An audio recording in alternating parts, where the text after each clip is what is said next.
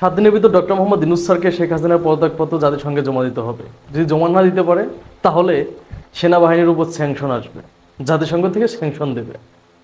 এই নিউজটা বর্তমানে ভালোভাবে প্রচার হইতেছে এবং আমাকে অনেকে কমেন্ট করতেছে।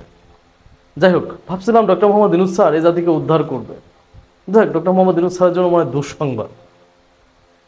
আসলে অনেক আগে থেকে যারা আমার ভিডিও দেখেন তারা জানেন যে দিনে 2 বার শেখ হাসিনার পতন ঘটাইতাম। এই জন্য আপনারা বলতেন যে মিয়া আপনার কথা সত্য হয় না, বলেন শেখ হাসিনার পতন হবে, পতন তো আর হয় না। এটা বলতেন যে পতন তো আর হয় না, এটা গালিও দিতেন অনেকে, কই পতন হয় না তো। মনে প্রাণে বিশ্বাস করতাম যে আওয়ামী লীগের পতন হবে, কিন্তু এত ভয়ঙ্করভাবে পতন হবে এটা আসলে কল্পনাও করি নাই। বর্তমানে বাংলাদেশে আওয়ামী লীগের এমন অবস্থা, আজকে 1 মাস 11 দিন আওয়ামী লীগের পতন হয়েছে। আজকে 1 মাস 11 দিনে আওয়ামী লীগ কোথাও, একমাত্র গোপালগঞ্জ ছাড়া সারা বাংলাদেশে কোথাও কি 11 জন লোক নিয়ে মিটিং করতে পারছে? পারে নাই। আজকে তারা গুজব নিয়ে ব্যস্ত হয়ে গেছে। এজন্য ভাইদের বলি, শোনো, আওয়ামী লীগের যারা আছো তোমাদের ভাই বলি, এখন দেখো ক্ষমতার বাইরে থাকার যন্ত্রণাটা কত বড়। এই শিক্ষা তারা পাওয়ার খুব দরকার ছিল, তোমাদের এই শিক্ষাটা পাওয়ার খুব দরকার ছিল। রাজনীতি করার অধিকার তোমাদের আছে বাংলাদেশে, তোমরা যেহেতু বাংলাদেশের নাগরিক, কিন্তু বর্তমান থেকে শিক্ষা নিতে হবে। তোমাদেরকে একটা কথা বলি, আজকে বাংলাদেশের যদি হিরো আলম এসে বলে যে আমি আওয়ামী লীগের দায়িত্ব নিব, আওয়ামী লীগের যারা আছে বাংলাদেশের নেতাকর্মী, ছাত্রলীগ, যুবলীগ, সবাই বলবে যে লিডার, তাকে নেতা বানাই দিবে। কারণ আওয়ামী লীগের দায়িত্ব নেওয়ার মতো তো কেউ নাই। দায়িত্বটা কে নিবে রে ভাই আওয়ামী লীগের? মানে গায়ে ছাড়া বাছুর আছে না, গায়ে ছাড়া বাছুরের অবস্থা বর্তমান আওয়ামী লীগের। এখন যারা এই যে একটা কল রেকর্ডিং ফাঁস হইলো যে শেখ হাসিনা দেশে চলে আসতেছে, হ্যান করতেছে, ত্যান করতেছে, চট করে দেশে চলে আসবো, অনেক কিছুই তো হইলো বাংলাদেশে, হইলো না? এই কিছু হওয়ার পরে আপনারা বলেন কেন এইগুলা ফাঁস করলো, এই রেকর্ডিংগুলো কেন ফাঁস করলো? এই রেকর্ডিংগুলো ফাঁস করার একমাত্র কারণ হচ্ছে শেখ হাসিনা পতনের 1 সপ্তাহ পর থেকেই বাংলাদেশে আওয়ামী লীগ নামে যে একটা দল আছে, এই দলটা কিন্তু বাংলাদেশের মানুষ ভুলতে বসেছিল। আপনারা জানেন সবাই জামাত বিএনপিকে নিয়ে ব্যস্ত হয়ে গিয়েছিল।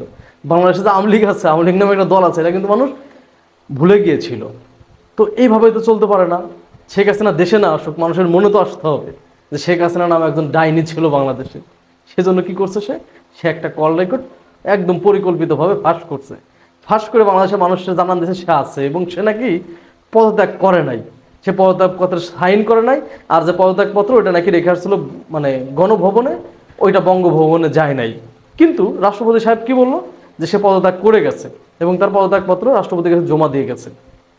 এখন এই নিউজটা যখন হইলো, এখন আবার আরেকটা নিউজ সবার সামনে চলে আসছে যে 7 দিনের ভিতর যদি পদত্যাগপত্র জমা না দেয় জাতিসংঘে, তাহলে জাতিসংঘের থেকে কি করবে, সেনাবাহিনীর উপর স্যাংশন দিবে। আর স্যাংশন দিলে কি করবে, সেনাবাহিনী শেখ হাসিনাকে এনে আবার প্রধানমন্ত্রী বানাবে। এই নিউজটা কি সত্য? দেখেন এই নিউজটা নাকি প্রচার হয়েছে আল জাজিরাতে। বিশ্বাস করবেন, আমি মানে গত 7 দিনের নিউজগুলো দেখলাম যে এই ধরনের কোনো নিউজ আল জাজিরা করে নাই। আপনারা গিয়ে দেখে আসতে পারেন। যাই হোক, তো এই নিউজটা কোথায় আসলো? এই জহুরুল হক নামের একটা ব্যারিস্টার, জহুরুল ইসলাম না জহুরুল হক নামে একজন আছে, তার ছবি টবি সিন করলাম না, শুধু ফলোয়ার বাড়াই কিলাম। যাই হোক, ইনি প্রচার করছে যে এইগুলা যে, আর এটার পক্ষে নাকি রিড করছে রাশিয়া, সংযুক্ত আরব আমিরাত, যে প্রধানমন্ত্রী তো শেখ হাসিনা বৈধ, যে দেশে পদত্যাগ করে না, তাহলে তো অবৈধভাবে ডক্টর মোহাম্মদ ইউনূস স্যার ক্ষমতা গ্রহণ করে বসে আছে। এইটা আবার আমাদের যারা আওয়ামী লীগ আছে ওদের ভিতর মানে আশা সঞ্চয় করছে। আর একটা জিনিস, সেটা হচ্ছে গতকালকে সেনাবাহিনীর সদর দপ্তরে কিন্তু ডক্টর মোহাম্মদ ইউনূস স্যার গিয়েছিলেন। অনেকে বলতেছে শেখ হাসিনা পদত্যাগপত্র আনার জন্য গেছে, এটা বলতেছে। ভাই তোমাদেরকে একটা কথা বলি, তোমাদের এখন এই বর্তমান থেকে শিক্ষা নেওয়ার প্রয়োজন আছে। এই শিক্ষাটা তোমাদের অনেক প্রয়োজন ছিল। আল্লাহ তোমাদেরকে শিক্ষা নেওয়ার ব্যবস্থা করে দিছে। একটা জিনিস মাথায় রাখতে হবে যে ক্ষমতায় থাকার, ক্ষমতার বাইরে থাকার যন্ত্রণাটা কি, এটা তোমরা অ্যাটলিস্ট এখন রিয়েলাইজ করতে পারতেছো। যে যা বলতেছে সেটাই তোমরা বিশ্বাস করতেছো। ওই যে 28 অক্টোবরে বিএনপির সমাবেশে হামলা করার পরে যখন ছন্ন ছাড়া হয়ে যায় এক প্রকার, তখন কি করলো? তখন হচ্ছে যে একজন আসলো, কি নাম করে জন্য যে বললো যে জো বাইডেনের সেই কি উপদেষ্টা নাকি, সে এসে বললো এইটা নিয়ে তোমরা টল করছো। এখন জো বাইডেনের উপদেষ্টা না, যদি বাংলাদেশের কেউ এসে বলে যে আমি মোদির উপদেষ্টা, আমি জো বাইডেনের উপদেষ্টা, আমি পুতিনের উপদেষ্টা, আমি আওয়ামী লীগের এই প্রবলেম সলভ করতে চাই, তাদেরকে কিন্তু নিয়ে আওয়ামী লীগ নাচানাচি করবে। এটা আপনারা ভালো করে জানেন। তো এই জন্য আওয়ামী লীগ এখন হচ্ছে গুজবের উপর পড়ে আছে, গুজব ছড়াইতেছে। ভাইরে তোমাদের একটা কথা বলি, পৃথিবীর ইতিহাসগুলো জানার চেষ্টা করো। পৃথিবীর ইতিহাসে দেখছো কোনো স্বৈরা শাসক পতনের পরে ফিরে আসছে? কখনোই ফিরে আসে না।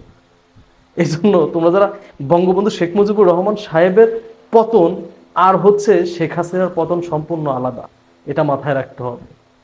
হ্যাঁ, বঙ্গবন্ধু শেখ মুজিবুর রহমান সাহেব মারা যাওয়ার আগে, তাকে মেরে ফেলানোর আগে একদিন আগেও 500-600 মানুষকে গুলি করে মারে নাই কিন্তু। আর শেখ হাসিনার পতনের একদিন আগেও 102 জন মানুষকে গুলি করে মারছিল কে? আওয়ামী লীগ, পুলিশ লীগ, বিজিবি সবাই মিলে, এটা সবাই জানি। তো তোমরা যারা এই স্বপ্ন নিয়ে বসে আছো শেখ হাসিনা ব্যাক করবে, তোমাদের স্বপ্ন স্বপ্নই থেকে যাবে। শেখ হাসিনা পাগল না, শেখ হাসিনা বাংলাদেশে ব্যাক করবে। তো ভাইরে, অন্য চিন্তা ভাবনা করো, রাজনীতি ছাড়া কিভাবে জীবন চালানো যায় এই চিন্তা ভাবনা করো, অথবা নতুন একটা দল গঠন করো, এটাই বেটার হবে। সেই দলের মানে যে প্রধান হিরো আলমকে বানাবা, সেভাবে একটা দল গঠন করে রাজনীতিতে আসো, এটা বেটার হবে। তাছাড়া তোমাদের এর থেকে ভালো কিছু তোমাদের কপালে নাই ভাই। তোমরা এটার মানে হারাই ফেলছো অধিকারটা, কারণ তোমরা বাংলাদেশের মানুষের উপর যেভাবে জুলুম অত্যাচার করছো, এর থেকে ভালো কিছু আল্লাহ তোমাদের উপহার দিবে না ভাই। তাই বলি যে আমি যে বুদ্ধিটা দিলাম এই বুদ্ধিটা কাজে লাগাইতে পারো। ধন্যবাদ সবাইকে, আসসালামু আলাইকুম।